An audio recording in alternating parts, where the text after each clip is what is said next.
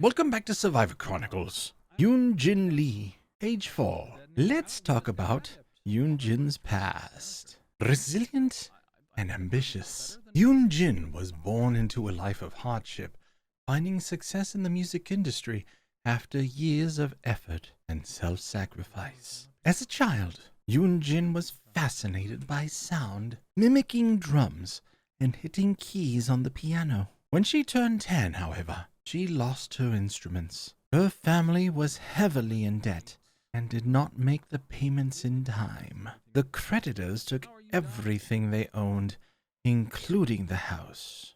Yun-Jin held her 4-year-old sister tightly as she cried. They moved into a windowless, since her parents worked day and night to pay off their debt. Yun-Jin became her sister's caretaker. Every night, she sang until they both fell asleep. At 17, the renowned record label Mighty One Entertainment came to her high school to audition talent. She was rejected as an idol trainee, but obtained an unpaid internship in the studio. For the following years, she created some of the studio's biggest hits without any credit or recognition. To get her dues, she emerged in the public eye wearing flamboyant fashion and put sound bites into her songs that looped her artist's name, magnum opus. Fans began to recognize her songs, and she became the producer of No Spin, a poorly performing boy band who needed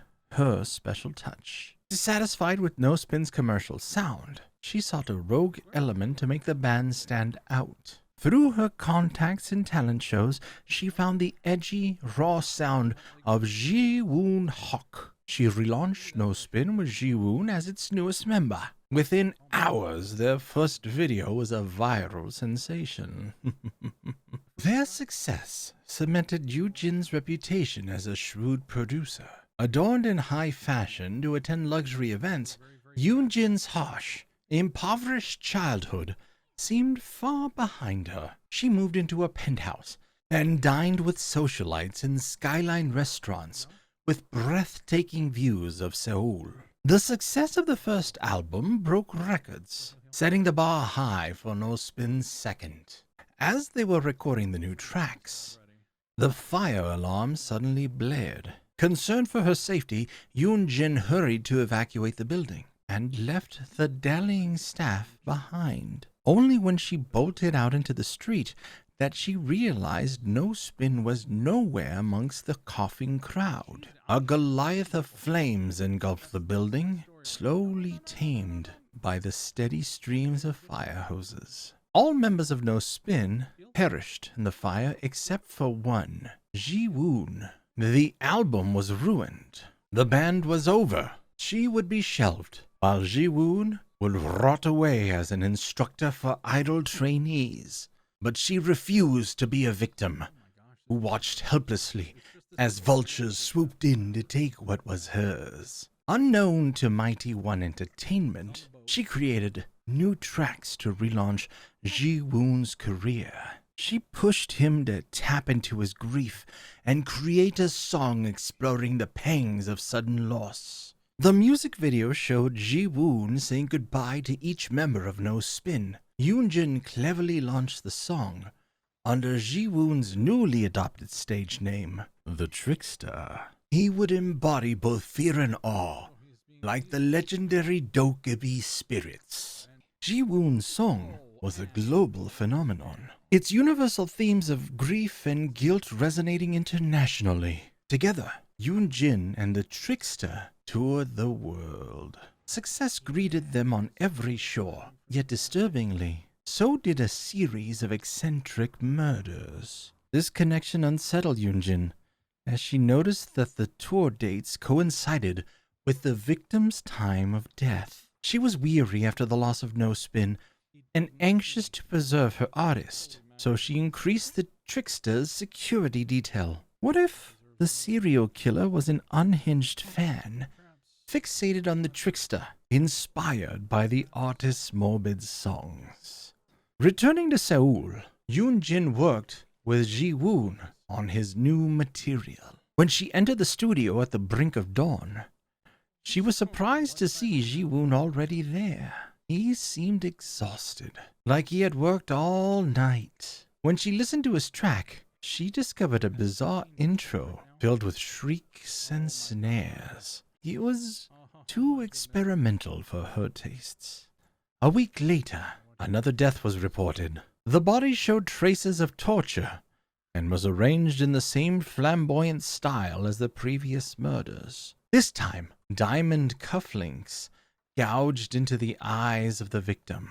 The following day, the victim was on every television channel. A video from the victim's social media showed her squealing, surprised when her boyfriend handed her a heart-shaped birthday cake. Yun-Jin's stomach churned at voice. So familiar, and yet she had never met the victim. The next morning, her heart froze when she listened to the trickster's opening track.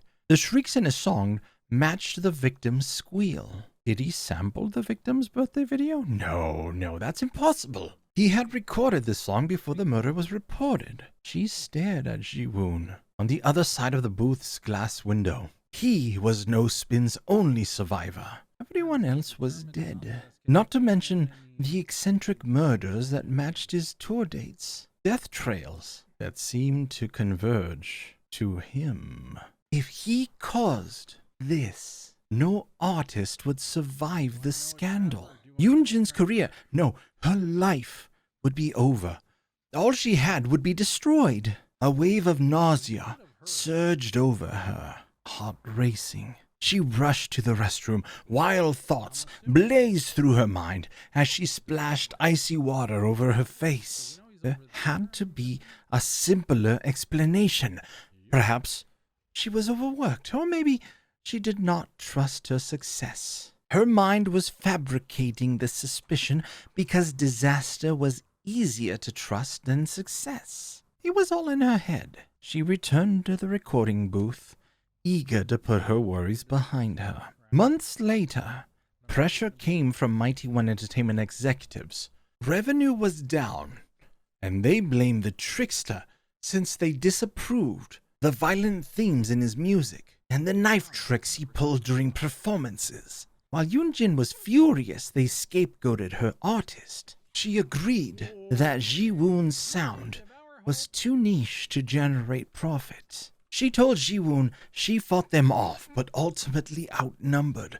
Because of her initial fury, he believed her to be on his side. They were given 3 months to create and perform the next hit for Mighty One.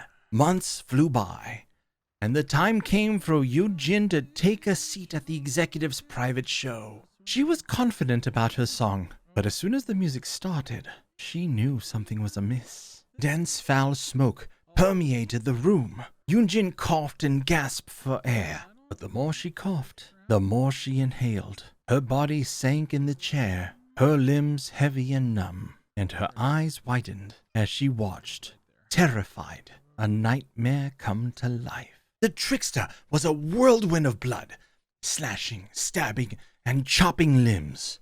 The executives were carved up like meat. They could not run. They were stuck, like Yun-Jin, paralyzed. A boiling rage swelled in her gut. How could she have denied her instincts? The fire, the murders on tour. It was him. It had always been him, and she had known from the start. Now, her career was over, and so was Mighty One. Everyone she had worked with, her colleagues, her friends, dying before her eyes. Everything she had, taken from her once more. No, she would not let him.